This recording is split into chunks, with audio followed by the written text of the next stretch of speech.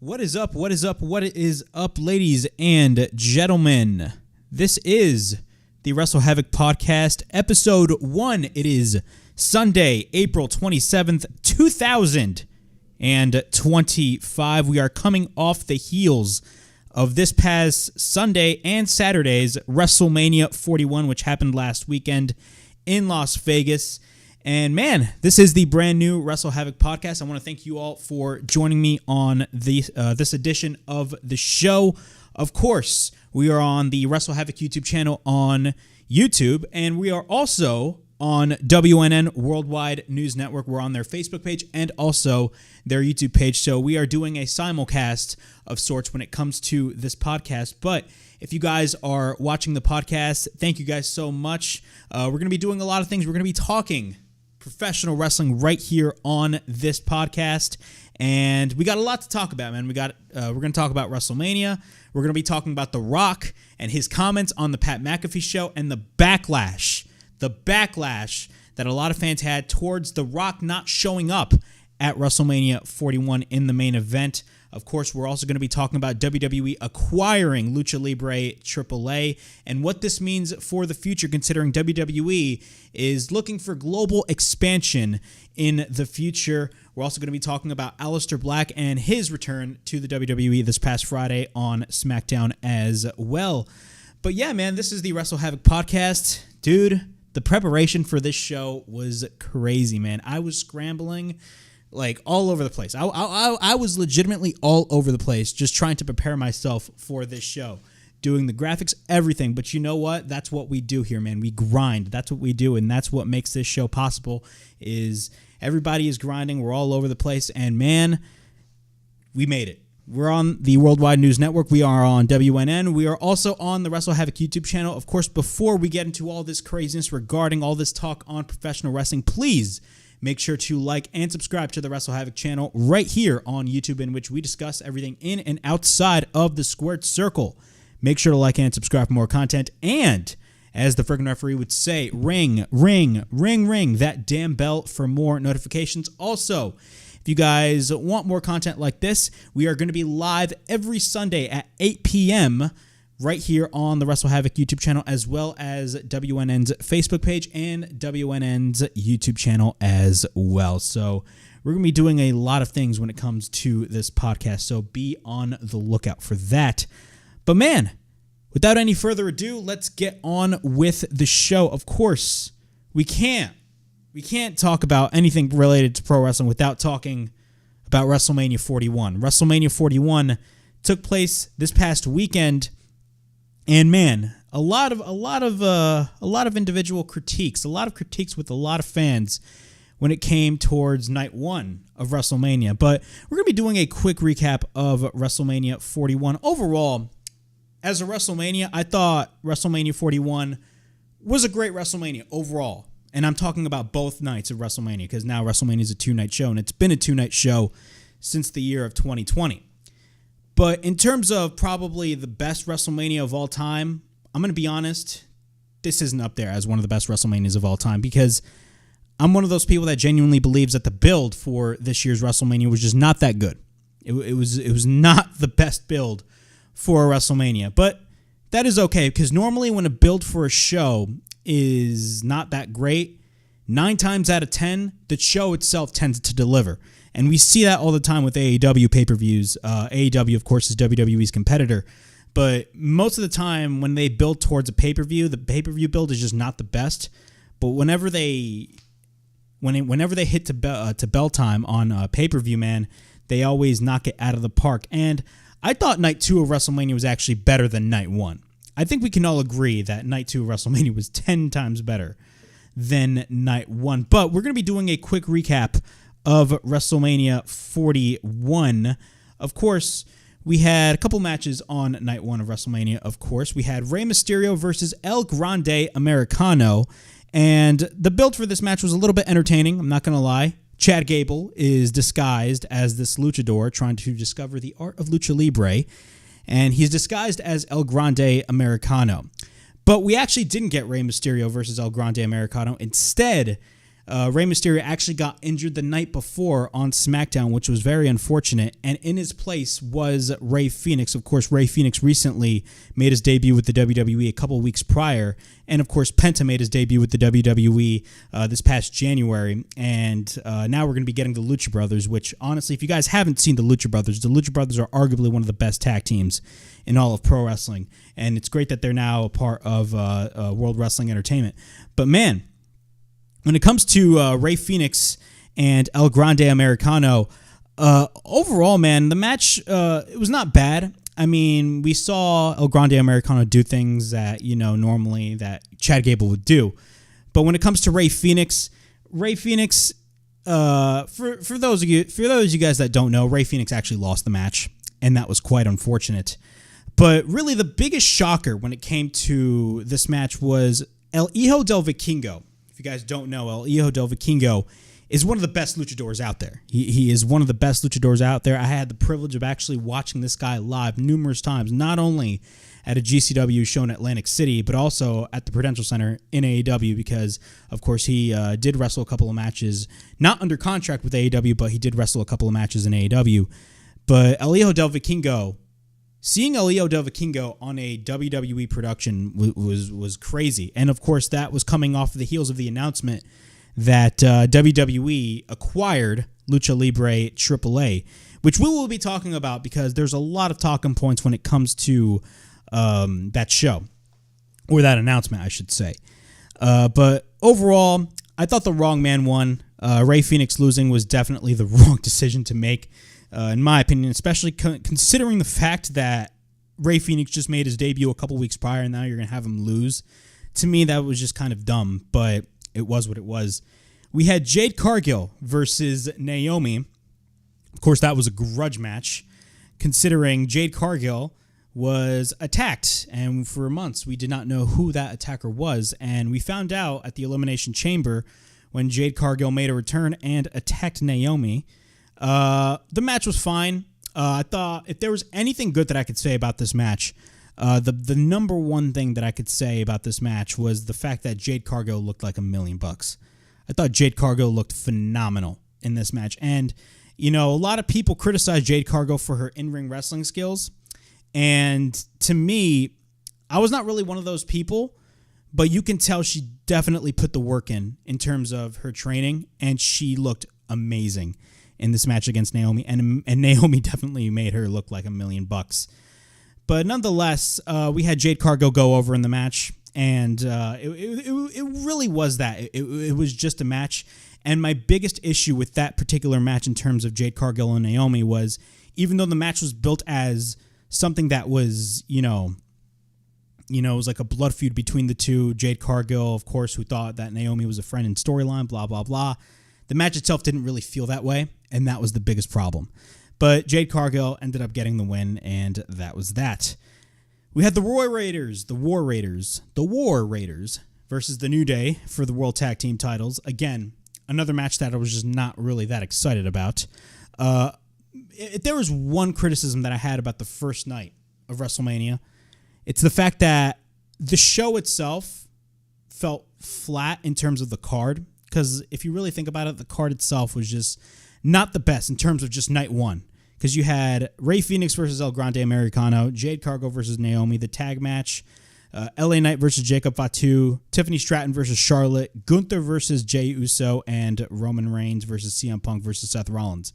Realistically, the only two matches that I was excited about were the main event matches. It was Gunther versus Jey Uso for the world title and the triple threat match that took place, which was fantastic and ultimately, in my opinion, saved the show. But we will talk about that later. But the New Day versus the War Raiders for the World Tag Team titles, the War Raiders haven't really done anything with those titles. The New Day had one of the best heel turns in modern history, and WWE did not follow up on their heel turn. And realistically, the New Day just didn't do anything at all, and that was the biggest problem with that. But with the War Raiders and the New Day, the right team won, and the New Day went over, and they're your new World Tag Team Champions. A match that, again, I wasn't really that excited about, but nonetheless, it actually delivered. And it was actually a match that went straight to the point. It was all action from the start. From the moment the bell rang, it was just all action. It was LA Knight versus Jacob Fatu for the United States title. And I'm going to be honest, LA Knight hasn't reached the momentum that he had back in 2023. I think we can all agree. LA Knight is fantastic. If you guys don't know LA Knight, he's basically this Chad-like guy who is, basically a show-off and just loves, how do I say? He's very flamboyant, but that's what makes LA Knight really entertaining. LA Knight is one of the most entertaining acts on WWE TV, but if you guys don't know, back in 2023, this guy, his popularity just skyrocketed. And him going up against Jacob Fatu, of course, was a part of the New Bloodline. Jacob Fatu, man, ever since coming into the WWE last summer, he's done a lot, man. WWE's presented him like a freaking killer, and that is the number one take that I have when it comes towards Jacob Fatu. And the right man won. Jacob Fatu is the new U.S. champion. But again, this match was basically straight to the point, all action from the start, from the moment the bell rang. Jacob Fatu is your new U.S. champion. Next thing, we had Tiffany Stratton versus Charlotte Flair for the women's title. Charlotte Flair versus Tiffany Stratton. That is a very interesting match. The build for this match, I don't care what anybody says, was atrocious. I was one of those people that legitimately thought Charlotte winning the Royal Rumble was the right decision to make. But as we saw in this build, the build for this match was just horrible. And you can't look no further than the segment that they had on SmackDown a couple of weeks prior to WrestleMania, where basically Tiffany Stratton and Charlotte Flair went off script, and not in a good way. Because normally when people improvise, it ends up being good, but in this case, it looked horrible. Tiffany Stratton threw shade at Charlotte's real life divorce that actually took place, and then of course Charlotte Flair responded to Tiffany Stratton saying that Ludwig Kaiser, which is of course Tiffany Stratton's boyfriend, is in her DMs.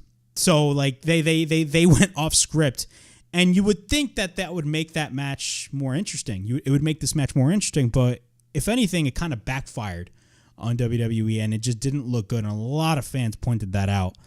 And the match itself, looking back, was just not that great. It felt slow. The crowd felt dead. The crowd just did not seem too thrilled when it came to this match. But I will say, the right woman won, and Tiffany Stratton is still the women's champion, and that is fantastic because I always thought Tiffany Stratton was so good in the ring. She has such a great in-ring ability, and her potentially losing to Charlotte would be probably one of the biggest fumbles that WWE would possibly do. But thankfully, WWE did not do that, and they actually had Tiffany Stratton retained. So Tiffany Stratton is still your women's champion. Now, moving into the top two matches that people were looking forward to, and realistically the main event matches when it comes to WrestleMania, the main event matches. There's only one main event. Let's be realistic with ourselves.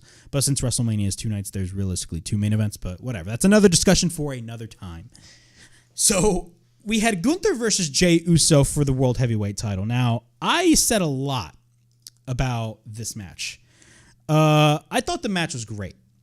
A lot of people were against Jey Uso winning the Royal Rumble back in February. Everybody was not too thrilled about Jey Uso and him winning the Royal Rumble. I was one of those people that thought him winning the Rumble was a smart move, and him winning the Rumble was exactly what WWE needed to do. Because people need to understand that Jey Uso's popularity is not just amongst wrestling fans. His popularity can easily cross over to the mainstream. I mean, if you just look at his entrance alone, you can't tell me that is just not cool. That is 100% cool. Jey Uso is just the definition of marketability. That's Jey Uso. Jey Uso is marketable. And in terms of WWE, whenever they either create a star or want to present a star, they want to make sure that star is marketable, and that is what they see in Jey Uso. It doesn't really matter about your in-ring skills. Trust me, your in-ring skills matter. If you are a great wrestler, that is fantastic, and that is an important aspect of being a wrestler. But if you don't get your character down, if you don't have the right story to tell when you're in a match, then you're going to go nowhere. And Jey Uso, his involvement with the Bloodline throughout the past couple of years, of course, his involvement with Sami Zayn when he inserted himself into the Bloodline, made Jey Uso even way more interesting. And then once he broke away from the Bloodline and became legitimately main event Jey Uso, dude, the guy skyrocketed in popularity. If you don't believe me, look at his merch sales. Look at his merch sales. But Jey Uso is the man. And the build towards Jey and Gunther was a little interesting. And I say that because WWE was really just doing the same thing every single week. What do I mean by that? WWE basically had either Jey wrestle or Gunther wrestle, mostly Jey. And then after the match, Gunther would attack Jey and then both would brawl. That was basically the first few weeks of that build for Jey Uso versus Gunther. That is exactly what happened. But instead, once Jimmy, which is Jey's brother, got into the mix, that was when things started to get interesting, because then we had Jimmy Uso go wrestle Gunther on an episode of Raw. And then after the match, of course, Gunther just beat this guy to a bloody pulp. And Gunther was just, toying with Jimmy Uso right in front of Jey. And the involvement of Jimmy Uso into the storyline definitely made the build 10 times better, and it improved Jey Uso when it comes to his mic skills. Because let's be honest with ourselves, Jey Uso is just not the best when it comes to the microphone. But whenever it comes to whenever it deals with the serious storyline, that's when Jey Uso does his best work. And Jey Uso, the promos that he cut towards Gunther were fantastic. Fantastic stuff. Now, the match itself, we had Jey Uso versus Gunther for the world title. Now, this was another gripe that I had, and you could argue that this was the main gripe, but I have another gripe after that. The biggest problem that I had with this match was not even the match itself. The biggest problem that I had with Jey Uso versus Gunther was the fact that it opened WrestleMania. It opened WrestleMania. Now, for those that are non-wrestling fans, whenever a wrestler wins the Royal Rumble, which is the event that kicks off the road to WrestleMania, it normally takes place in January, but in this case, it took place in February of this year. That begins the road to WrestleMania. The Royal Rumble is a battle royal, which involves 30 wrestlers, and the objective is to throw everybody over the top rope. Jey Uso won the Royal Rumble, and whoever wins the Royal Rumble gains a main event spot at WrestleMania. WWE deliberately stated, Jey Uso is in the main event of WrestleMania. I have the philosophy that the main event of WrestleMania is the last match. I don't care what anybody says. WWE has created this mentality for like the past 20 years that there's like 5 main events in a WrestleMania. They can be the main matches, but they're not the actual main events. The actual main event is, number one, the match that people are paying to see. But more importantly, it is the last match on the card. The main event is the last match on the card. Now, you knew once Jey Uso won the Royal Rumble, he was not going to go after Cody Rhodes for the WWE title. 100% he was, because even though that sounds like a good match, Jey versus Cody sounds like a good match, but at the same time, if you compare it to the likes of a John Cena versus Cody Rhodes, it's not as big. And it's not really the best fitting for a WrestleMania main event. Let's be honest with ourselves. So for WWE to make Jey Uso win the Royal Rumble and deliberately say he is in the main event of WrestleMania, 100% false advertising, because this guy opened WrestleMania. I had a stream last weekend. I streamed my reactions for WrestleMania. And I remember stating and giving a whole list of times when Royal Rumble winners didn't main event WrestleMania. I can name off the top of my head guys that didn't main event WrestleMania. Off the top of my head. Let's see. Okay, WrestleMania 19 main evented, 20 main evented, 21 main evented. WrestleMania 22 back in 2006. Rey Mysterio won the 2006 Royal Rumble. He didn't main event WrestleMania, but he won his title, but he didn't main event WrestleMania. WrestleMania 23. Undertaker won the Royal Rumble back in 07. Did not main event WrestleMania. If anything, Batista and Undertaker back at WrestleMania 23 in Detroit was in the middle of the card. And the alleged story was that both men were pissed that they were in the middle of the card and they just wanted to steal the show. And they basically delivered one of the best matches of the night. Let's see. WrestleMania 24. John Cena. He didn't main event WrestleMania. He didn't close the show. WrestleMania 26. Edge won back in 2010. He didn't close the show. 27. This is when WWE started to basically make the winner of the Royal Rumble wrestle in the first match of WrestleMania. They had them open WrestleMania. Alberto Del Rio won the 2011 Royal Rumble and did not open or did not main event in the main event of WrestleMania. He opened WrestleMania. Sheamus won 2012. He opened WrestleMania. You know what I'm saying? John Cena won 2013. He actually main evented WrestleMania against The Rock. That was the last match. That was the main event. So what is the point that I'm trying to make here? The point that I'm trying to make here is that no matter who it is, whoever wins the Royal Rumble, you're not guaranteed a spot at WrestleMania. You're not guaranteed a main event spot at WrestleMania. I'm always at the belief that the main event spot is the last match. That is the match that everybody is paying to see. Let's be real with ourselves. That is a match that everybody's paying to see. Whoever wins the Royal Rumble year by year, the main event spot of WrestleMania is given to whoever WWE wants to main event WrestleMania. That is the whole point I'm trying to make. And they had Jey Uso versus Gunther open the show. That I had a problem with. But nonetheless, Jey Uso versus Gunther for the world title. It was a good match. It was a good match. But my next issue with the match was the finish of the match.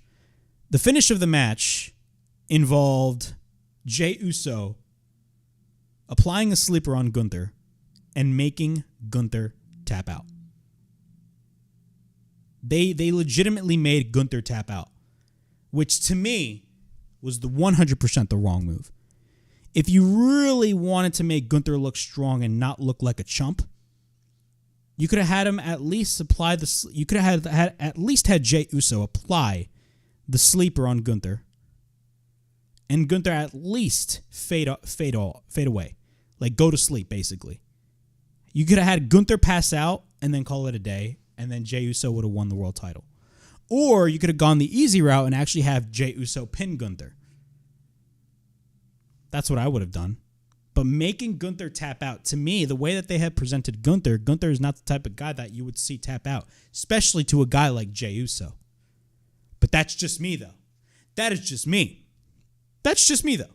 That's just my opinion. I thought the finish of the match was the wrong way to go about things. But Jey Uso winning the World Heavyweight Championship was definitely the right move. My only issue was the way that WWE went about Jey Uso winning the World Heavyweight Championship. But that is just me. But moving on to the main event of night one of WrestleMania 41. Now, all of the matches that I stated were all the matches from night one of WrestleMania. They were all the matches from night one of WrestleMania. And night one, up to that point, was probably mostly, especially by me and a lot of other fans, considered a letdown. And we say that because of the fact that, number one, the card felt lackluster.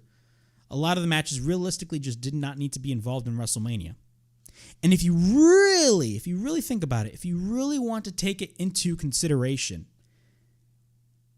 this past Friday on SmackDown, there was a TLC match with the Street Profits, DIY, those guys, those tag teams. And it was probably highly considered, and I believe there's another team involved, I completely forgot. But it was highly considered one of the best matches in SmackDown history, one of the best matches on WWE TV. It was a triple threat TLC match. There we go. I actually haven't watched the show because I actually missed it. That is my fault. But we had, it was the Street Profits versus DIY, which is Tommaso Ciampa and Johnny Gargano, taking on the Motor City Machine Guns, which is Alex Shelley and Chris Sabin. So they had a fantastic TLC match. I actually went back and watched some highlights of the match. And they announced the match on the SmackDown before WrestleMania. Think about this. They announced a TLC match between 3 tag teams for the tag team titles on the SmackDown before WrestleMania.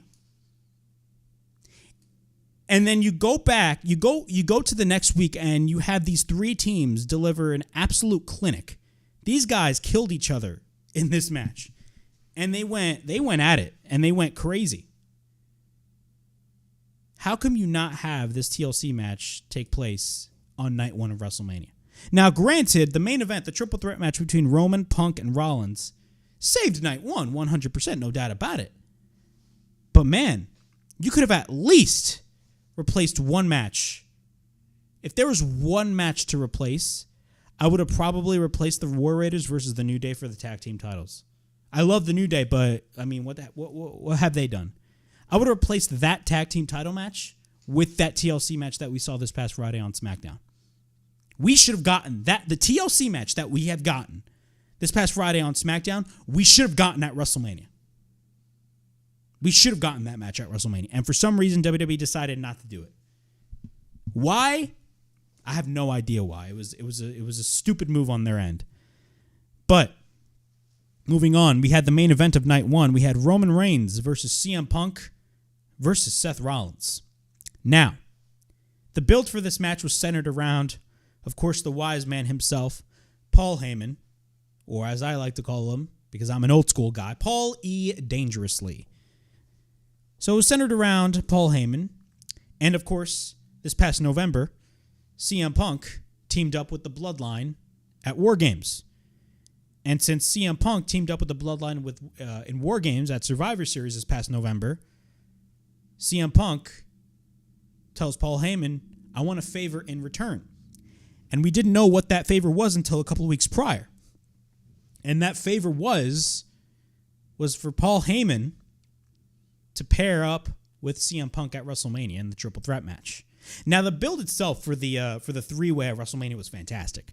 It all started back at the Royal Rumble, of course.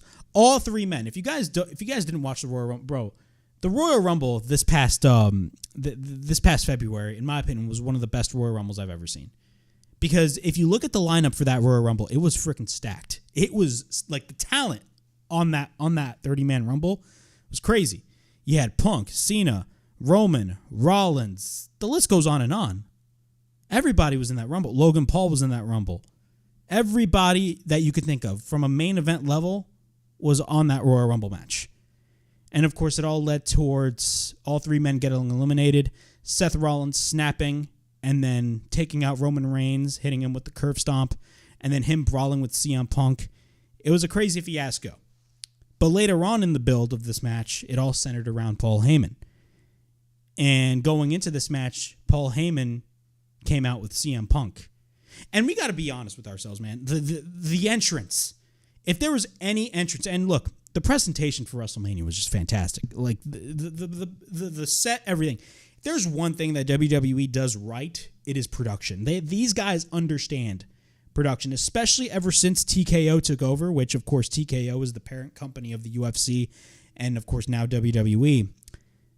Ever since TKO took over, basically WWE has taken the UFC model. And if you watch the show, it has a sports-like presentation. And I love that about the WWE right now. They have a sports-like presentation, which I've always advocated for.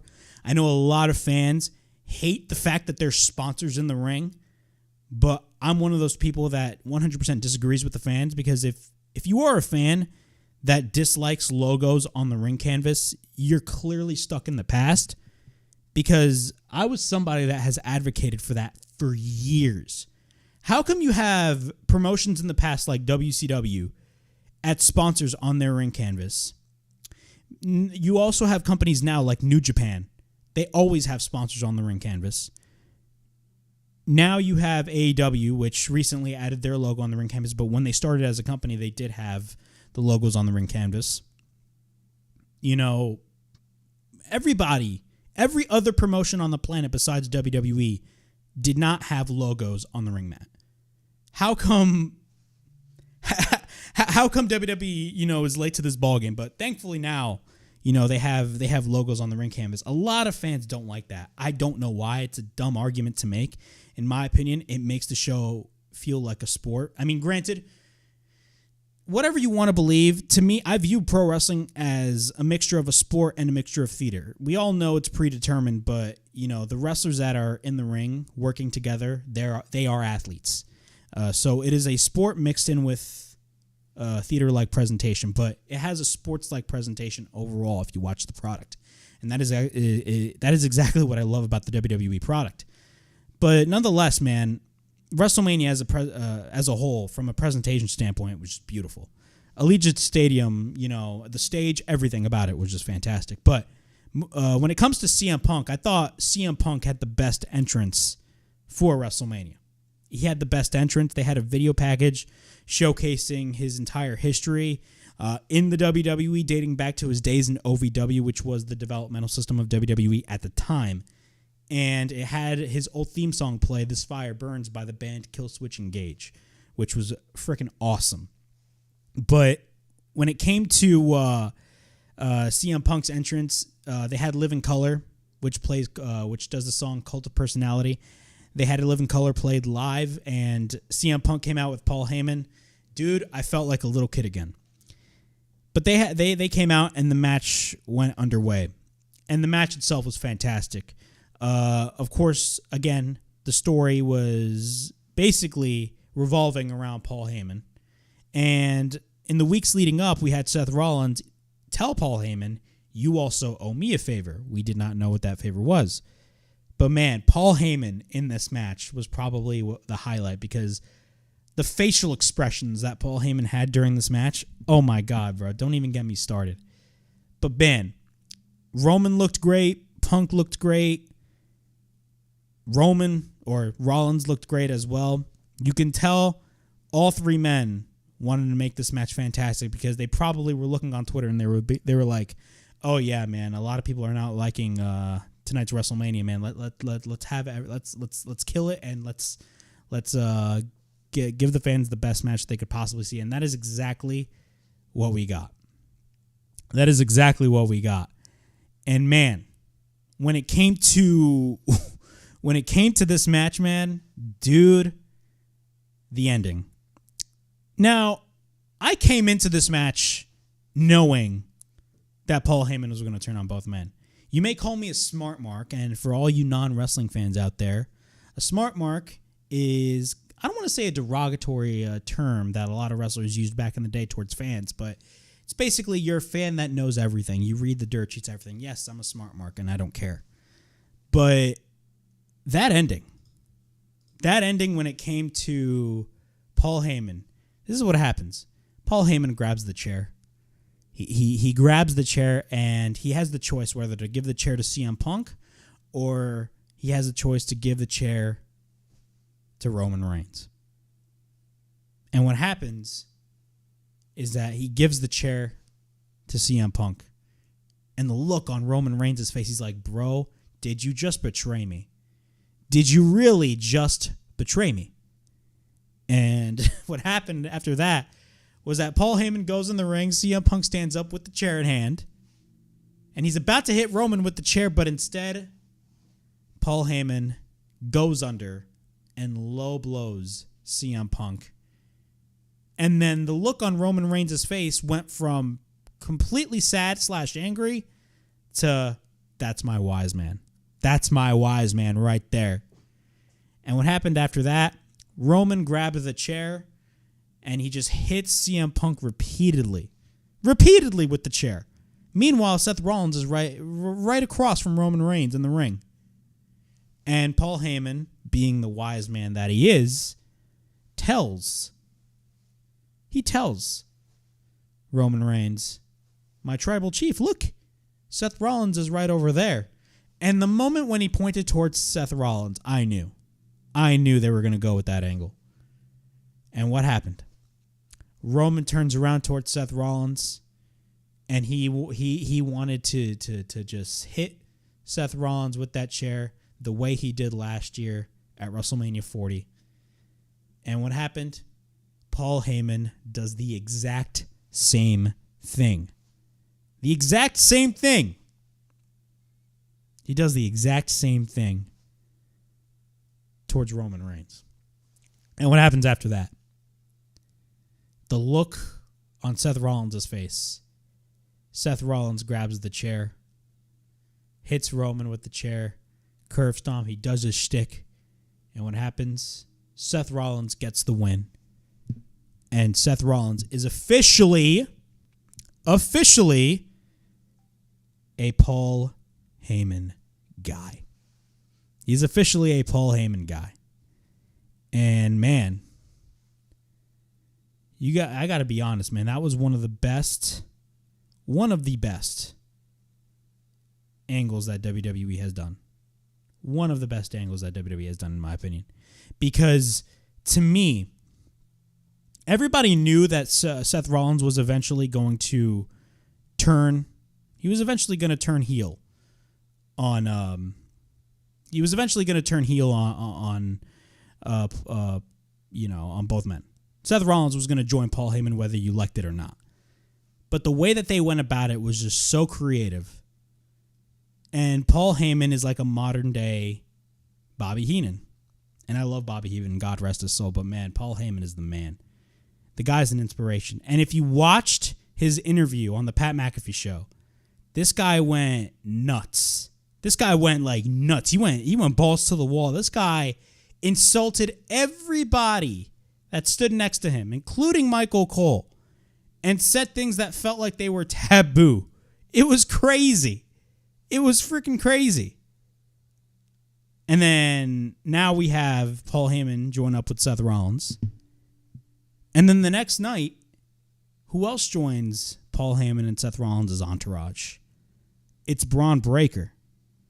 Of course, I like to call him a Steiner because he is a Steiner. But Braun Breaker now joins up with Paul Heyman and Seth Rollins. And a lot of people are asking themselves, who's going to be a part of this new group? Who else is going to be a part of this new group? Is it going to be a guy like maybe Carmelo Hayes? Is it going to be a guy like Austin Theory? Who knows? Who else is going to join up? Because I do believe that there's going to be one other member of that group. And everybody is asking, what is the name of this faction going to be? What is the name of this faction going to be? Is it going to be Evolution 2.0? And I tell these people, why are you going to call it Evolution 2.0? Triple H is not even involved at all. And you're going to call it Evolution 2.0? It makes no sense whatsoever. If anything, if you want to add 2.0, I would call it the Dangerous Alliance. If you guys don't know, if you guys know your wrestling history, Paul Heyman in the 90s back in WCW, this was before ECW, by the way. This was the early 90s. Before ECW, before he came along and ECW was still Eastern Championship Wrestling, and Paul Heyman joined up with Todd Gordon and he helped run ECW. Before all of that, Paul Heyman was in WCW as a manager with this group called the Dangerous Alliance. What if this new group is going to be called the Dangerous Alliance 2.0? It's just a thought. I may be totally wrong with this, but what if that is the case? What if this new group is called the Dangerous Alliance 2.0? We're going to have to wait and see, but it's very interesting. But nonetheless, man, this whole match was one of the best, in my opinion, one of the best WrestleMania main events in recent memory. I don't care what anybody says. This is one of the best. Moving on to night 2 of WrestleMania. Night 2 of WrestleMania, in my opinion, was 100% the better night. If you compare both nights of WrestleMania, night 2 of WrestleMania clears night 1. And it's not even close. It clears night 1. But the matches that we had on this card were AJ Styles versus Logan Paul, Damian Priest versus Drew McIntyre in a Sin City street fight, Liv Morgan and Raquel Rodriguez versus Bayley and Lyra Valkyria, Braun Breaker versus Penta versus Finn Balor versus Dominic Mysterio for the IC title, a.k.a. the Intercontinental Championship. Io Sky versus Bianca Belair versus Rhea Ripley for the Women's World Championship. And, of course, the main event, which was John Cena versus Cody Rhodes for the undisputed WWE title, which, of course, ended in controversial fashion and had a lot, and I mean a lot of fan backlash. But we will talk about that later on because it bleeds in to our main topic, which is, of course, the power struggle going on in World Wrestling Entertainment between The Rock and Triple H. We will get to that later on. But before we get to recapping Night 2 of WrestleMania 41, please make sure to like and subscribe to the WrestleHavoc channel right here on YouTube, in which we discuss everything in and outside of the squared circle. Make sure to like and subscribe for more content. And as the freaking referee would say, ring that damn bell for more notifications. The WrestleHavoc Podcast, of course, is available on the WrestleHavoc channel on YouTube, but it's also available on WNN Worldwide News Network on their Facebook page and also on their YouTube page. So if you guys want to check out all that content, check it out on not only WrestleHavoc, but also WNN. If you guys want to check out other content besides the WrestleHavoc Podcast, also check out the WrestleHavoc channel as well. The link will be in the description below. But moving on to Night 2 of WrestleMania 41. Again, the card for Night 2, in my opinion, was 10 times better than the card of Night 1. But if there's one thing that I could say about WrestleMania 41 as a whole, is that Night 1 and Night 2 were very different. And what do I mean by that? They were very different in a sense of Night 1 had the worst card. Like, if you compare Night 1 and Night 2, Night 1 had the weaker card, 100%. Night 1 had the weaker card, but the main event was just fantastic. And it ultimately saved the show. But then, if you look at Night 2 of WrestleMania, and you looked at the card as a whole, the whole entire undercard was fantastic. And the crowd was highly enthusiastic. They were more active on Night 2 of WrestleMania than they were on Night 1. Now, according to Brian Alvarez, because I do love listening to the guys at The Observer. I know the guys at The Observer got a lot of flack. But I believe Brian Alvarez was at both nights of WrestleMania at Allegiant Stadium.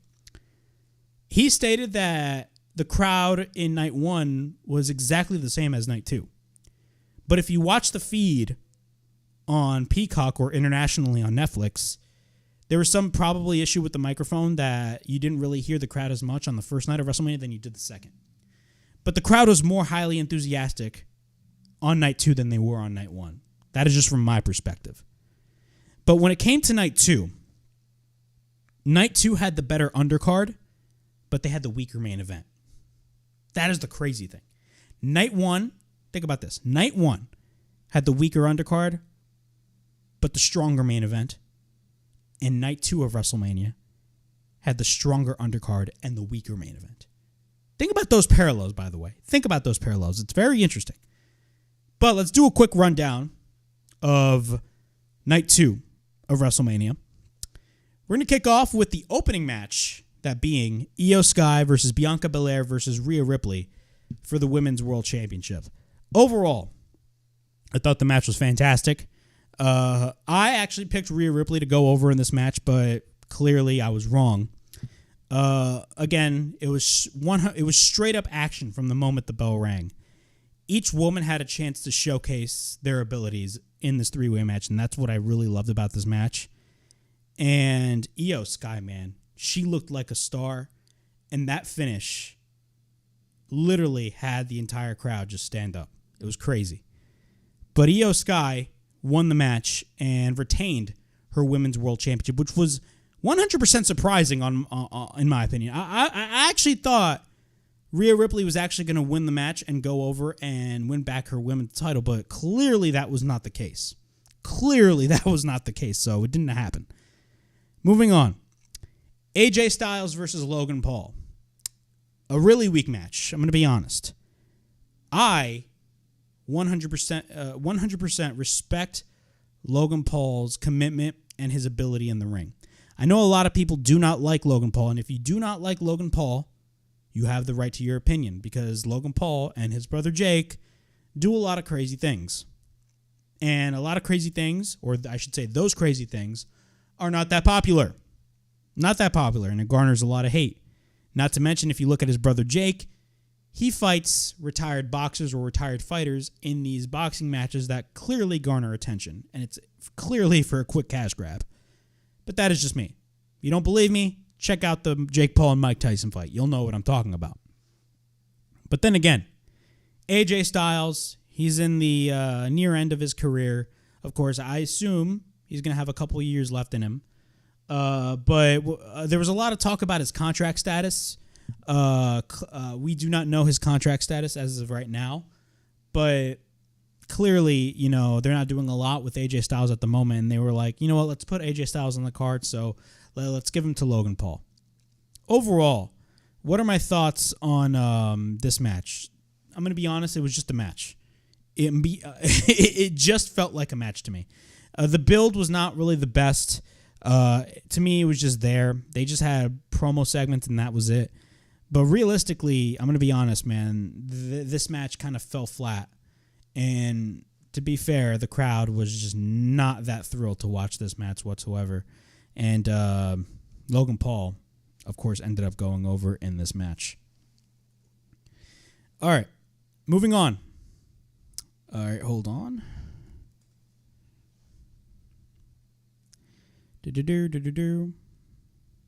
All right, moving on in this match, or in this show, I should say. We had Damian Priest versus Drew McIntyre in the Sin City Street Fight. Overall, I thought the build for this match was great. The build for Drew McIntyre and Damian Priest, I mean, you can tell WWE definitely put their best foot forward when it came to this match. But I will say, the match itself, I mean, you're calling it a Sin City Street Fight. I don't know about you, but a Sin City Street Fight needs to be a little more hardcore than what we got. So to me, it just didn't live up to that expectation. But it is what it is. That's just me. It is what it is.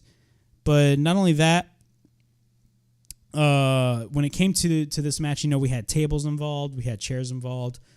The normal shtick. If there's one thing that I probably would have done in this match is, if you're going to call it a Sin City Street Fight, have the guys fight all over the arena. Just have them fight all over the arena, because if you don't have them fight all over the arena, what is the point? You know what I'm saying? What is the point? But to me, overall, the match was fine. It was not really the best, but it got the job done in terms of, what they had and the time that they had. But in the end, of course, one guy went over and one guy lost. And it is what it is. And that guy that went over was Drew McIntyre. Drew McIntyre was the guy that went over in the match. And honestly, I would have done the same thing, because let's be real. When they announced this match between Damian Priest and Drew McIntyre, a lot of people were not that thrilled, considering Drew McIntyre. Think about this. Drew McIntyre had a great year-long feud with CM Punk last year, and it culminated into their Hell in a Cell match at Bad Blood, which honestly was fantastic. An amazing match. Let's be real with ourselves. It was a fantastic match. But then after that, realistically, what was Drew McIntyre doing? They needed to have Drew McIntyre do something for WrestleMania. And in WWE's mind, they were like, you know what? Let's have them wrestle Damian. No shade on Damian Priest, by the way. No shade on Damian Priest. But they were like, you know what? Let's give him Damian Priest, and we'll call it a day. But hopefully WWE does something with Drew McIntyre further on down the line in the future. But we're going to have to wait and see what goes down. All right. Moving on. Here is one match that, again, just I did not care about. And honestly, everything that went down in this match completely just fell flat, especially if you watched Raw the next night. Now, the original lineup for this match was supposed to be Liv Morgan and Raquel Rodriguez defending their tag team titles against Bayley and Lyra Valkyria. But they shot an angle in which Bayley got attacked and she was unable to compete. But I believe in real life, Bayley was fine. Like Bayley was not injured at all. So who was Lyra Valkyria's partner? Lyra Valkyria's partner ended up being Becky Lynch, a returning Becky Lynch. And the crowd went ballistic for Becky Lynch. Everybody went crazy for Becky Lynch. And they ended up winning the women's tag team titles. But I'm one of those people that I always stated. I always thought that this made sense. WWE, ever since debuting the women's tag team titles back in 2019, WWE did absolutely nothing with those titles. Absolutely nothing. They did not make them feel important. A lot of the tag teams were not even real tag teams that were holding those titles. Most of the time, 9 times out of 10, whenever WWE would have a tag team hold those women's tag team titles, most of the time, not all the time, most. That's the key word, because I don't want people to take me out of context. Most of the time, it was a makeshift tag team. A makeshift tag team, if you guys do not know, is where you take one random wrestler and another random wrestler, and you just pair them up. Boom, you got a tag team. To me, that's not a real tag team. You know, a real tag team is Kaden Carter and Katana Chance. They were always paired together. Kaden Carter and Katana Chance, that's a real tag team. But aside from that, I mean, when it comes to Liv Morgan and Raquel Rodriguez, you can call them a tag team considering they're a part of the same group. But it is what it is. But most of the time, those titles just did not mean anything. And they still don't mean anything. And the same thing goes for the Women's Intercontinental title and the Women's United States Championship. When was the last time we heard of Chelsea Green? Because I can't remember. I cannot remember at all. When was the last time we heard of Chelsea Green? Who, by the way, won the Women's United States Championship, I believe, on the first Saturday night's main event on NBC this past December. When was it? Maybe she made appearances on TV, but if she had made an appearance on TV, I'd probably forget, but it was not in, it was not in an important role. You know what I'm saying? Lyra Valkyria won she is the first women's Intercontinental Champion. And what has she done? She has done absolutely nothing. Nothing. Nada. With that Women's Intercontinental Championship. If you compare the Women's Intercontinental Championship to the Men's Intercontinental Championship, it's like night and day. The Men's Intercontinental Championship is way more important than the Women's Intercontinental Championship. Why isn't WWE putting enough focus on the Women's Intercontinental Championship and the Women's U.S. title? I think that's a discussion that we all need to talk about. WWE really needs to put more focus on them. Because then I ask myself, why did you guys introduce this title if you guys are not even going to do anything with this title? Like, think about this. Lyra Valkyria is in this tag team match. She should have been in a match. She should have been in a one-on-one match defending her title. Instead, they put her in a tag team match. And build up on a Becky Lynch return, which is exactly what we got. And then they had them win. Think about this. They had them win the Women's Tag Team Championships, only for them to drop it back to Liv Morgan and Raquel the next night on Raw and have Becky turn heel.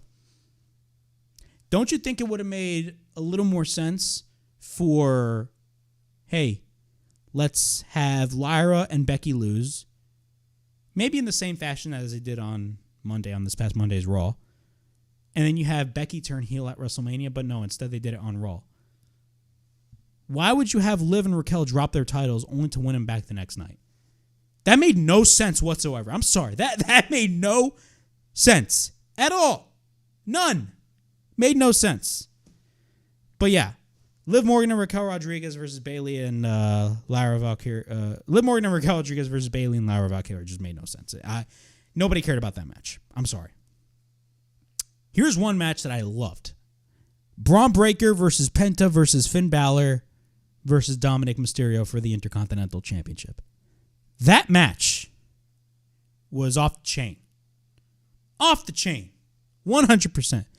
That match was fantastic. Simply because of the interactions between Finn Balor and Dominic Mysterio. Finn Balor and Dominic they have great chemistry with one another. And I assume the upcoming feud that we're probably going to be getting into the summer, going into SummerSlam, is going to be between Finn Balor and Dominic Mysterio. Guys, the finish between Dominic Mysterio, Finn Balor, Penta, and Braun Breaker was an all-timer. I don't care what anybody says. But let's talk about the match, man. Penta, of course, is great at what he does. Let's talk about Braun Breaker for a second. Braun Breaker, and of course, now he's joined up with Seth Rollins and Paul Heyman. It raises his stock even more. But Braun Breaker before that, dude, Braun Breaker was killing it. I've always made the assumption that Braun Breaker had the best spear in the business. And I don't care what anybody says, I still believe it. Braun Breaker, I don't care what anybody says, has the best spear in the business. That honor used to go to Ricky Starks, a.k.a. Ricky Saints, now in NXT. He had the best spear at the time. But now Braun Breaker, dude, this guy is the man. This guy is the man when it comes to the spear and his in-ring ability. But he lost. He lost the Intercontinental Championship, but the good thing about his loss was that he didn't get pinned. If he had gotten pinned, I would have been a little upset. But they didn't do that. The finish, though, was freaking creative, and I loved it. The finish of this match was basically Finn Balor went for the coup de grace. He went for the coup de grace. I believe it was on, he was either on Braun or Penta. I can't recall. But Finn Balor went for his finishing move, the coup de grace, which is basically him going to the top rope and hitting a double stomp off the top rope. Jumping off the top rope and hitting a double stomp. He hits the coup de grace. And you guys can see my reaction on social media. My reaction was priceless. I went crazy. He went for the coup de grace. Think about this. He went for the coup de grace, and Dominic on the other turnbuckle from behind jumps off the top rope and hits the frog splash right when Finn Balor was about to go for the pin. He hits the frog splash right when Finn Balor was about to go for the pin on the back of Finn Balor. He hits the frog splash. What happens? What in the world happens? You know what happens? This guy goes for the cover after hitting the frog splash. 1, 2, 3. The crowd goes crazy. Dominic Mysterio is your Intercontinental Champion. Bro. That was one of the best finishes to any match that I've seen. Not even just on a WrestleMania, on any given card. It could have been on a Raw, and I would have been like, that finish was fantastic. That finish was awesome. It could have been on a Raw, and I still would have said the same thing. But Dominic winning his Intercontinental Championship, bro, this is not his first championship. Of course, his first championship was him winning the tag team titles with his father, Rey Mysterio. But this is his first singles title. And I'm going to be real. Dude, Dominic 100% deserves it, because if you really compare where Dominic was at the start of his in-ring wrestling career in the WWE, his first match in the WWE was during the pandemic against Seth Rollins at SummerSlam back in 2020. And then, of course, later on, he was a tag team with his dad, Rey Mysterio. And to me, in my opinion, I was one of those people that thought, you know what, man, it would have been so much better if Dominic was solo. If Dominic was on his own down at NXT, he would have done great down in NXT. But looking back now to where Dominic is right now, him tag teaming with his father was probably the best decision that WWE could have made for Dominic. Because look at what we saw after that. He was a tag team with his father for like a year and a half. And he was kind of in the shadow of Rey Mysterio for a little bit. He was in the shadow of Rey Mysterio for a little bit. And what happened? What happened after that? Clash at the Castle back in 2022. He turns on Edge and he turns on Rey Mysterio and he joins the Judgment Day. And him joining the Judgment Day was the best move of Dominic's career. And look where he is now. Dude, this guy went from being one of the biggest heels, not only in the WWE, he went from being one of the biggest heels in the business to being one of the biggest heels he went from being one of the biggest heels in WWE and in the entire business to being one of the biggest baby faces in all of pro wrestling. The crowd reaction when he won that Intercontinental Championship was priceless. Priceless. It was insane. I went crazy too. But Dominic winning the IC title, man, the crowd reaction was insane, and he's going to be on the run of his lifetime. Bro, the Intercontinental Championship is not even a world championship. It is only a mid-card championship. But it should be a mid-card championship that should be treated with honor and, with respect. Like, the IC title has a lot of history behind it. And now that it's in the hands of Dominic, dude, I'm not going to lie, man. I'm very curious to see what Dominic is going to be doing with that Intercontinental Championship. I am very curious to see what's going to happen. And I'm very excited, man. Clearly, after he pinned Finn Balor, we're going to be seeing a feud between both Dominic and Finn Balor for the Intercontinental Championship coming into the summer. That 100%, I don't care what anybody says, we are going to be getting Finn Balor versus Dominic Mysterio at SummerSlam here in the great state of New Jersey. I will be the first one to call it. And then I will come on this show and I will say, I told you so. Did you see that rhyme, by the way? Did you guys see that rhyme? All right, moving on to the main event, the creme de la creme. The main event, man. The main event. Cody Rhodes. Cody Rhodes versus John Cena for the undisputed WWE Championship. What can I say? What can I say about this whole match? I'm not going to be one of those people. Think about this. I'm not going to be one of those people that are going to immediately point the blame at Cody Rhodes or John Cena or Triple H or anybody and just immediately crap on the match. I'm not going to be one of those people. I'm not. I'm going to be honest. I'm not going to be one of those people. But I will say, if you compare this main event to the night one main event, I think it's obvious which was the better main event. The night one main event was 10 times better than the main event of night two. I had no problem with the finish of John Cena going over. I had no problem with John Cena going over. If you are upset about John Cena going over, clearly you are the problem. Because I think John Cena going over was probably the plan all along. I think WWE, regardless of all the fiasco involving The Rock, all that stuff, I think WWE wanted to give John Cena his 17th World Championship. And rightfully so. I would have given him his 17th World Championship anyway. The whole Travis Scott thing. How do I put to words this match as a whole? The number one problem with this main event was the fact that The Rock was not there. That was the biggest problem with this whole match. The Rock did not show up. I think what we saw in the main event between Cody Rhodes and John Cena was a situation in which Triple H's hands were tied and he needed to work around The Rock not being there, basically sabotaging the entire main event of WrestleMania. What do I mean by sabotaging the entire main event of WrestleMania? Well, this isn't the first time he tried to put his greasy little paws on ongoing plans that Triple H had in motion for the past few months. Triple H clearly, I assume, wanted to do John Cena versus Cody Rhodes at WrestleMania. That's what I see happening. But with the match itself, people need to understand John Cena, of course, is in his last year. Give him his slack. He's going to be a little slow.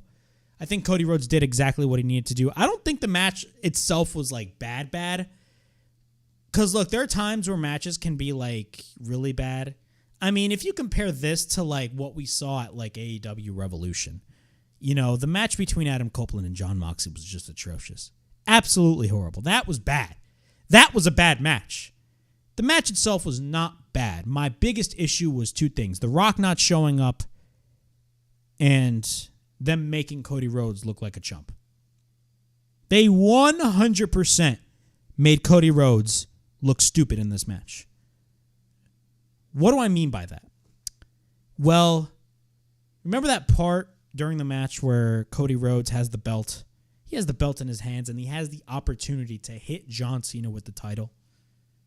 Keep in mind, this is the same guy, John Cena, that low-blowed Cody Rhodes. He low-blows Cody Rhodes after hugging him. And then the three men, The Rock, John Cena, and Travis Scott, all three men brutally beat this man down to a bloody pulp. That was the ending sight of Elimination Chamber in Toronto. That was the ending sight. And you have Cody Rhodes in this match. You have Cody Rhodes in this match holding the belt, having the best opportunity that he can. And there's no referee over there. No referee. He could easily hit this man with the belt. Is like, I can't do it because I have too much respect for John Cena. Almost on the verge of tears. And he drops the belt only for John Cena to take advantage of the whole situation.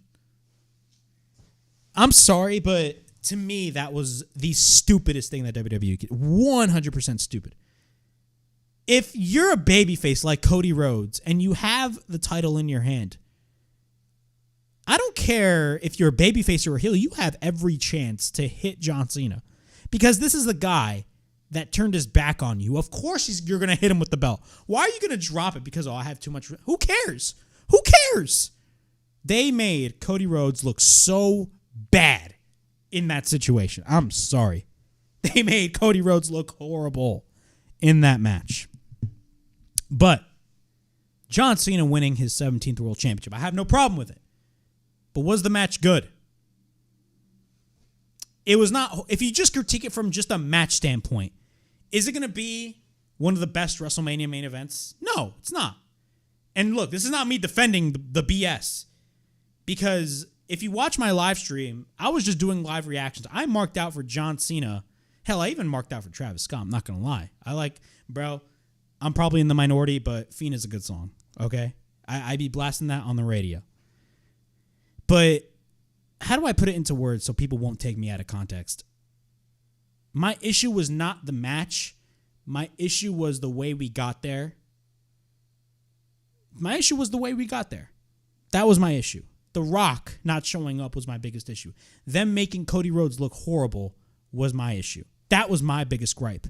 And it was even more justified when The Rock went on the Pat McAfee Show. Because when he went on the Pat McAfee Show, dude, this guy laid it all out. And we will get into that. We are going to get into that. But before we get into all the craziness, because The Rock and Triple H, The Rock primarily is going to be our main story. Before we get into all this craziness, if you guys are joining me right here on the WrestleHavoc Podcast, the new WrestleHavoc Podcast, please make sure to like and subscribe to the WrestleHavoc channel right here on YouTube, in which we discuss everything in and outside of the squared circle. Make sure to like and subscribe for more content. And as the freaking referee would say, ring that damn bell for more notifications. All right. Now let's move on to The Rock's interview on the Pat McAfee Show. So, The Rock didn't show up on the Pat McAfee Show, and everybody was upset. Why wasn't The Rock there? We got no explanation. I was one of those people too. And I'm still one of those people. Why did we not get an explanation as to why John Cena primarily turned heel and joined The Rock? Because that was the biggest story. John Cena is a heel. Yeah, he turned heel. But more importantly, he joined The Rock. You know, Cody, he asked for Cody's soul. And Cody was like, go F yourself. That is exactly, in the words of Cody Rhodes, go F yourself. That is exactly what Cody Rhodes stated. And then John Cena was the guy that The Rock took the soul from. He took John Cena's soul. So The Rock goes on the Pat McAfee Show. And as a lot of people, a lot of podcasters and content creators alike, stated that this was damage control. And no, I'm not talking about Bayley or Io Sky or Dakota Kai. I'm not talking about that damage control. This was legitimate damage control. So one of the things that The Rock pointed out in this interview was the appearance at the Elimination Chamber. And The Rock specifically stated that Ari Emanuel, now think about this, Ari Emanuel, who is the head of Endeavor, a.k.a. TKO, which owns the WWE and the UFC. If you guys do not know, the WWE and the UFC are under one umbrella. Ari Emanuel contacted The Rock, and The Rock stated this on the Pat McAfee Show. He contacted The Rock, and he stated, can we have The Rock show up at the Elimination Chamber because tickets are running a little slow. Now, that's my number one issue right there. Tickets are running slow. Now, this was not a situation like, tickets were running horribly. Like, tickets were not selling horribly, but it wasn't like a sellout. Like, they needed to sell a couple thousand more tickets, and that was it. It was not a situation in which they didn't sell any tickets at all, and they needed, a guy like The Rock to show up. No, like, they could have been fine, but, the tickets were not horrible, but they were not great. But the reason behind tickets running slow, so first off, this was not even the plan all along. The Rock showing up at the Elimination Chamber was not even in the books. It was not even in the books, because if you guys remember, when The Rock announced that he was going to show up on that SmackDown a couple weeks before the Elimination Chamber, everybody went crazy. But apparently the reason as to why The Rock was on the Elimination Chamber PLE was because of the fact that Ari Emanuel was like, can you come show up at the Elimination Chamber because tickets are running slow. You don't say. Tickets are selling a little slow. They're a little slumpy. I wonder why. I wonder why. And this is another rant that it's not even a rant, but this is another thing that I'm going to point out. Have you seen the prices? If you want to go to a WWE event, these ticket prices are ridiculous.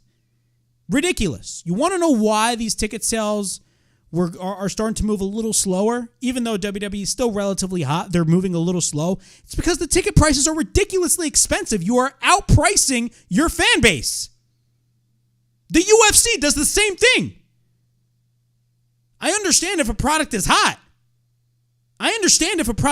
And you want to bump up the price. Business 101. But if you do it for every single event, including TV, it is ridiculous. It's not even just a TKO issue. It's not even a TKO issue. This is a Ticketmaster issue. Because if you buy a ticket via Ticketmaster, dude, the fees are ridiculous. The amount of fees, if you buy a ticket via Ticketmaster, are ridiculous. But the prices... if you bought a ticket at WrestleMania at the highest of levels, bro, I assume the price for one of the higher level seats would have probably been around the $500, $600 range, which is still actively just pure ridiculousness. It's stupid. You're paying that amount of money to pay for a higher level seat when you know damn well the economy is not doing great right now. Inflation is still running rampant. And you have families that want to take their families to WrestleMania. Meanwhile, each seat is like $200, not even $200. Bro, for a higher level seat, $200 or less than $200 is not bad. But if you're pricing them $300, $400, $500, even $600, probably almost $700 for a higher level seat for each person, especially if you want to bring in a family, dude, you're having people to break the bank. I'm sorry. People are going to go broke with that. These prices are atrocious. Atrocious. So WWE really needs to figure out something with these prices. Not even just ticket prices, bro. Like meet and greets. Like, have you seen these prices for the Hall of Fame meet and greets?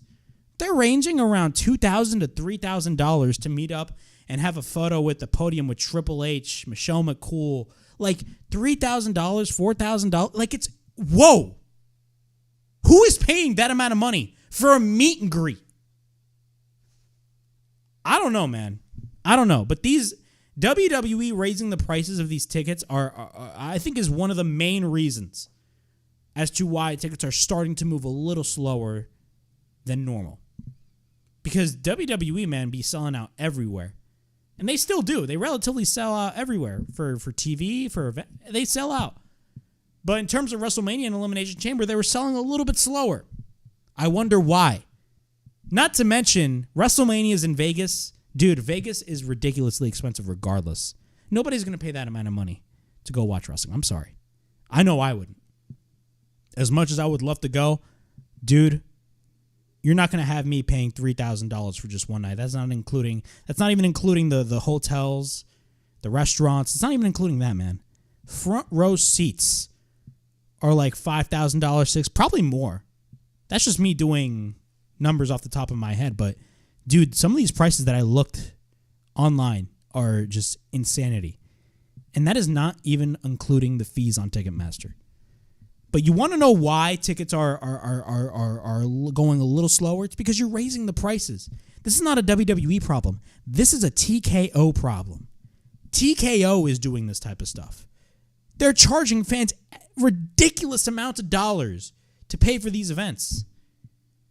It's ridiculous. Insane. But Ari Emanuel wanted The Rock to show up at WrestleMania 41. Or not at WrestleMania 41, at the Elimination Chamber. So in a quote by The Rock stated, and I quote, "I did feel, and I made the call, I don't want to be involved in that. Let the final boss step back into the shadows. Let all the spotlight go to John Cena and Cody Rhodes. Let's not make it about Cody's soul or John's soul." Huh? Let them do what they want to do, he claimed, despite a very clear creative decision to make it about Rhodes selling his soul and being front and center alongside John Cena after a buzzworthy heel turn 2 decades in the making. And I'm reading this off the Bleacher Report website. So originally, if you guys don't know, the original plan was supposed to be for Cody Rhodes, and I don't care what anybody says, this was the original plan. This was the original plan, and Dave Meltzer stated it. And Dave Meltzer gets a lot of flack. On my end, too, because Dave Meltzer has been getting a lot of things wrong. But in this case, Dave Meltzer was in the right. Dave Meltzer deliberately stated months ago that the plan was for Cody Rhodes to turn heel and join The Rock. And that was an idea of The Rock. And The Rock literally blasted Meltzer, and says, "You don't know anything, blah, blah, blah." He blasted Dave Meltzer from his reporting. Don't believe these dirt sheets. Don't believe none of these people. Meanwhile, you have The Rock coming in here and saying that, oh yeah, the original plan was probably for, Cody Rhodes to sell his soul to The Rock. You know damn well, The Rock wanted Cody Rhodes to turn heel. Which, by the way, is the stupidest move to make. The Rock wanted Cody Rhodes to turn heel. That is what he wanted. I'm sorry, but that is one of the stupidest ideas I've ever heard in my life. Why do you want to turn your biggest babyface, your biggest draw that you have, heel in the middle of his babyface run? Why do you want to turn him heel? It makes no sense whatsoever. It doesn't. It makes no sense at all. Why do you want to turn Cody heel? So then Triple H came up with the idea of, hey, let's have John Cena turn heel. And The Rock was like, oh yeah, it's great. Let's have John Cena turn heel. So moving on, some of the notes that I got over here. So Ari Emanuel called The Rock to show up at the Elimination Chamber. He wanted initially for Cody Rhodes to turn heel, which is dumb. It's a dumb move in my opinion. Triple H decided to go with John Cena instead, and The Rock agreed. And then, of course, and I'm reading this from a Reddit post, he literally recapped the whole thing, and I did watch the interview as well. The Rock understood that when people saw Travis Scott and they thought he was going to come out, he said that he would have adjusted or finessed things a little more. That is what he said on the Pat McAfee Show. So this is another problem that I have right here. The Rock specifically stated he understood that if Travis Scott came out, he knew that fans were going to think that he was going to show up. He knew that fans were going to think that he was going to show up, that The Rock was going to show up. Travis Scott showed up at the show. And basically, if you think about it, kind of cost Cody Rhodes the title. But this is the problem. If you really think about it, he kind of put Triple H's team in a bad spot because he said he would have adjusted things or finessed things a little bit differently. He would have done things a little bit differently. So he loved the fact that John Cena won number 17. He loved the fact that John Cena won number 17. But he didn't. But he would have done things a little bit differently. What does that tell you? What does that tell you? He would have done things a little bit differently. I don't know, man. I don't know. He would have done things a little bit differently, and he would have adjusted things a little bit more. So he's basically calling out Triple H and his team. That is exactly what he's doing. He's calling out Triple H and his team, and he's saying, bro, what you guys did was so stupid. Literally went live on the Pat McAfee Show and he berated publicly Triple H's team without berating them. But he realistically, if you look at it, hindsight is 2020, he put them in a bad spot. And then after that, on the Pat McAfee Show, he's like, he calls Cody Rhodes and John Cena after the Elimination Chamber, after the heel turn heard around the world. And he says that, I think the final boss work is done here. I think the final boss's work is done here. And then he says that he was watching WrestleMania at home. There's a lot to take in from here. There's a lot to take in from here, man. A lot. A lot of this stuff is honestly really surreal if you really think about it. Just ridiculous. On all fronts. First off, The Rock showing up at the Elimination Chamber was 100% an Ari Emanuel call. Definitely an Ari Emanuel call, 100%. Secondly, The Rock originally wanted to turn Cody Rhodes heel. He originally wanted to turn Cody Rhodes heel. He was trying to stick his beacon, as Johnny Sack would tell Tony Soprano. I don't stick my beacon, but in reality, the Rock is trying to stick his beacon. He was trying to stick his beacon and trying to interfere with Triple H's plans. Just like he did last year. This is not the first time that The Rock comes in last minute and adjusts everything. Because if you guys don't remember, the original plan was Cody Rhodes versus Roman Reigns. But then The Rock shows up and he's like, the main event is not going to be Cody Rhodes versus Roman Reigns, even though Cody Rhodes won the Royal Rumble. No, it's going to be The Rock versus Roman Reigns. And everybody was pissed off. As I was too. As I was. And then all of a sudden, boom, the backlash started and they pivoted and it formed the final boss, which ended up being one of the best builds to any WrestleMania that we've ever seen. Fast forward, we had The Rock coming in and, wanting Cody's soul, because originally it was supposed to be Cody turning heel, but they didn't do that. Thank God. Because that would have been a horrible move. It would have been the equivalent of WWF turning Stone Cold heel back at WrestleMania 17. Back in 2001. That was horrible as well. That was bad. Because, again, it was in the middle of his babyface run. Well, granted, Austin did come back from an injury back in 2000 because he was out for the majority of 2000. But you get my point. Austin was still the biggest star in the business. And they turned him heel when fans still loved him. Why do you want to turn Cody heel when he's in the middle of his babyface run as the world champion? It makes no sense. Granted, I do think Cody Rhodes would be a great heel, but right now is not the time, and thank God WWE did not do that. Thank God Triple H went there and he was like, no, we're not doing that. Instead, let's have John Cena turn heel, which was the best move that they could possibly make. But the biggest issue with this was they turned John Cena heel and they had John Cena join The Rock. They had John Cena join The Rock. That was the problem right there. And everybody expected, oh my God, John Cena's with The Rock. What is going to happen now? What is going to happen now? And everybody was watching this main event. As soon as Travis Scott came out, everybody assumed that The Rock was going to show up. But he did not. Why was that? Why did The Rock not show up? He was at home. He calls John Cena and Cody Rhodes after the Elimination Chamber, and he's like, I guess the final boss's work here is done. No, it's not. It's just starting. What are you talking about?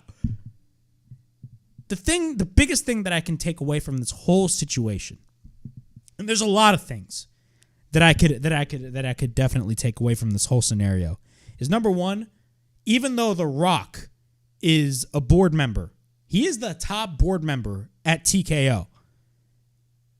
The Rock does not want to commit to anything. He's not committed to one thing. If he does one thing, he just leaves everybody else in the trenches. And that is exactly what he did in this scenario. He left Triple H's team in the trenches. And as soon as John Cena turned heel, did that whole angle with The Rock and Travis Scott, he tells Triple H, do it yourself. I don't want to be involved with this anymore. That is exactly what happened. That is exactly what happened. I don't care what anybody says. There's some sort of power struggle going on in the WWE, man. Come on. The Rock is not committed to anything. The Rock does things, and a lot of people have been noticing this. The Rock, every time he's stuck his nose into the creative process, it has most of the time been last minute. Or it has been at the worst possible time. The Rock not showing up at WrestleMania literally 100% ruined that main event. Ruined the main event for a lot of people. And rightfully. And look, I agree. The Rock showing up definitely affected a lot of people's perception of that main event. 100%. But the more important thing is what does this show? What does this show? It shows that there is a power struggle between The Rock and his team and Triple H and his team. There is some sort of power struggle going on. There was a lot of rumors going on about The Rock and, Triple H, not really liking each other when they were wrestlers years prior. Apparently Triple H was jealous of The Rock and his stardom and his Hollywood status, all that stuff. There's a lot of stories about that and a lot of rumors about that. I don't know how true that is, but it's very apparent about, the tensions between The Rock and Triple H. A lot of people are also even making the theory that potentially a lot of this sabotaging, quote unquote, that is being done is to really push Triple H and his team out of the WWE. A lot of people are creating that theory. And it's not far-fetched when a lot of people are saying that. It really isn't. A part of me really believes that as well. A part of me really believes it because this is not the first time situations like this have happened. We saw this play out front and center last year. We saw it play out front and center last year. We did. 100%.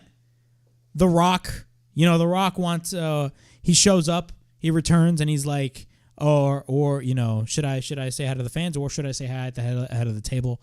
And then The Rock, once he said it at the head of the table, everybody was like, oh my God, is The Rock going to fight Roman at WrestleMania? Meanwhile, Cody wins the Rumble, and we already know, assumingly, what the main event of WrestleMania 40 was going to be. All of a sudden, Cody Rhodes on SmackDown shows up, and you can tell the look on Cody Rhodes' face. He's like upset. And he shows up and he tells Roman, I want to wrestle you, but not at WrestleMania. And the moment he said not at WrestleMania, that's when the fan backlash started, and rightfully so. The Rock was actively trying to sabotage that main event. Could this be a scenario from what we have seen with The Rock not showing up at WrestleMania, actively deciding not to go to WrestleMania, not to go to Vegas? And he flat out stated that I watched WrestleMania at home. Could this be a scenario where The Rock is trying to sabotage Triple H's creative process? I think so. I think him not showing up at WrestleMania did more damage to that main event than anything. Because everybody wanted to know a reason as to why John Cena joined up with The Rock. Everybody knows John Cena turned heel, but more importantly, John Cena joined The Rock. We got none of that. We got no answers. Nothing. Nada. So why did John Cena join The Rock? We got no answer to that. We got no answer to that whatsoever. Ridiculous. And now The Rock is saying, oh yeah, the final boss's work here is done. What? It makes no sense whatsoever. Now, what do I think is going to be happening in the next couple of years? Because I assume situations like this are going to continue to happen. Situations like this are going to continue to happen. I don't care what anybody says. Situations like this are going to continue to happen. They're going to continue to happen. People are saying this is actively them trying to push Triple H away from the WWE. I definitely do see that being the case. If you want to hear another theory, if Triple H eventually steps down as the head of creative, who do you think is going to be replacing Triple H?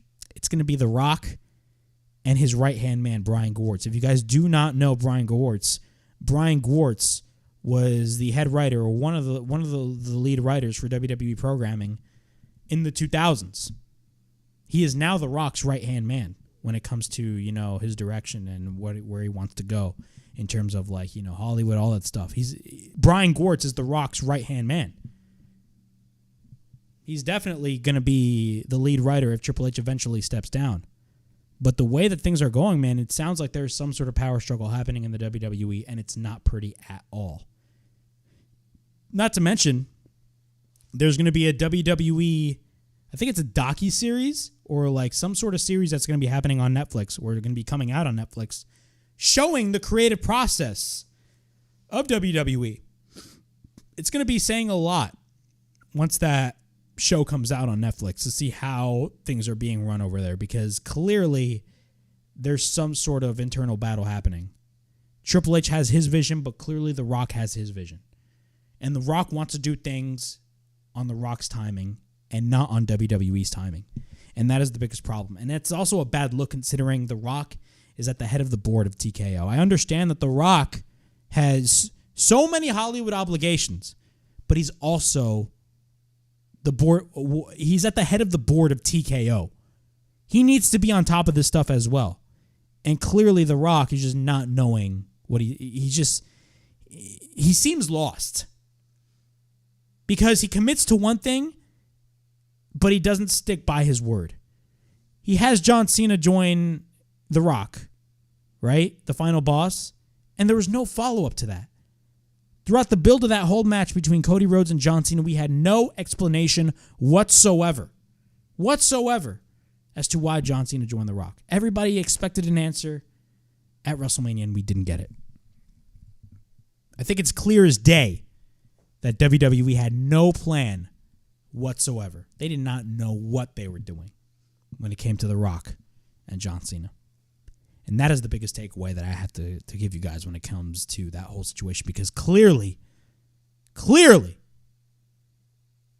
WWE just had no idea at all. The Rock had no idea what he was doing. Even Triple H.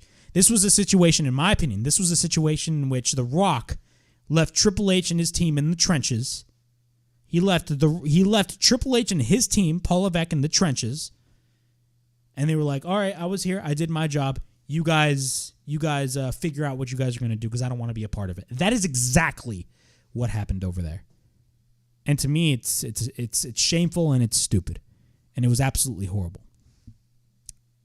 But in terms of The Rock, Dave LaGreca went on a rampage. If you guys don't know who Dave LaGreca is, Dave LaGreca is the voice of Busted Open on Sirius XM. So he is the voice of Busted Open on Sirius XM, and he went on a rampage. He went on a rampage just going ballistic on the finish of WrestleMania, right? And The Rock replies on a clip via Busted Open's Instagram page. And this is so funny. He replies to Dave LaGreca in the clip, and he replies with this, and I quote, "Hi, Dave. The business is a complete work. Always has been, always will be. Every aspect of it, every match, every interview. Please join me, Cody, Cena, Brian, and the rest of us for our creative discussion so you can expand your perspective. Until then, stop ranting. It's not healthy, my friend. Enjoy the show. P.S. Tell Bubba I have a Grand Marinara and Hush Puppies for all of us. Beer emoji and laughing emoji." That was what The Rock replied to Dave LaGreca from Busted Open. Him saying, look, and this is another sign of a power struggle. If you guys look in the middle of that response, please join me, Cody, Cena, Brian, and the rest of us for our creative discussions. Notice how he did not mention Paul Levesque, a.k.a. Triple H. If that is not one sign that there is a power struggle, then I don't know what is. He did not mention Triple H's name at all. Oh, but it could have been in the rest of... He said in the rest of us. Yeah, but Triple H is the head of creative. Triple H is literally the head of creative. And he did not mention Paul Levesque whatsoever. So clearly there is an issue brewing between the two. And it's not looking pretty. It is not looking pretty whatsoever. So those are my thoughts on The Rock and TKO and his response on the Pat McAfee Show and WrestleMania as a whole. All right, moving on. Aleister Black showed up to the SmackDown show this past Friday, and he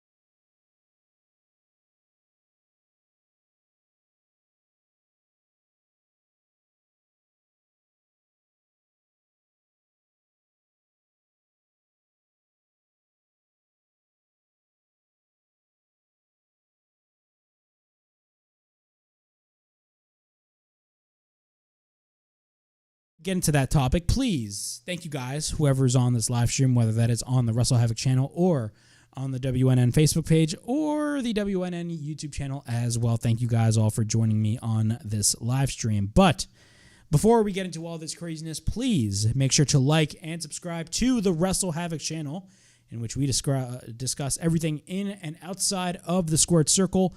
Make sure to like and subscribe for more content. And as the freaking referee would say, ring, ring, ring that damn bell for more notifications. Moving on to our final topic, and then we're going to be calling it a day. WWE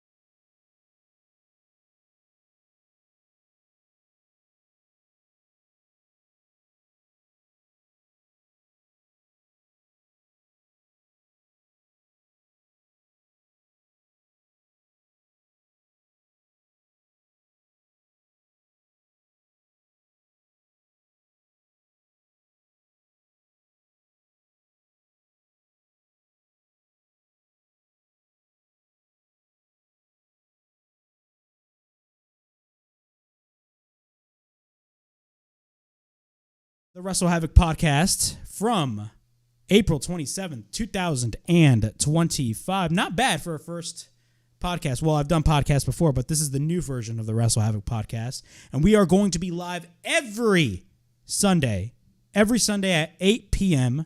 We're going to be discussing WWE. We're going to be discussing AEW. We're going to be discussing all the ins and outs of professional wrestling right here live at 8 p.m. on the WrestleHavoc channel, on the WNN Worldwide News Network Facebook page, and on the WNN YouTube channel as well. But yeah, that was the WrestleHavoc Podcast for Sunday, April 27th, 2025. Please like, subscribe, comment down below, push that bell for notifications. Look out for more notifications right here on the WrestleHavoc channel, in which we discuss everything in and outside of the squared circle. Make sure to like and subscribe for more content. And as the freaking referee would say, ring that damn bell for more notifications. And as always, it is yours truly, Flamin' Ricky DeRays, signing out. I'll see you guys all in the next podcast next week. Peace.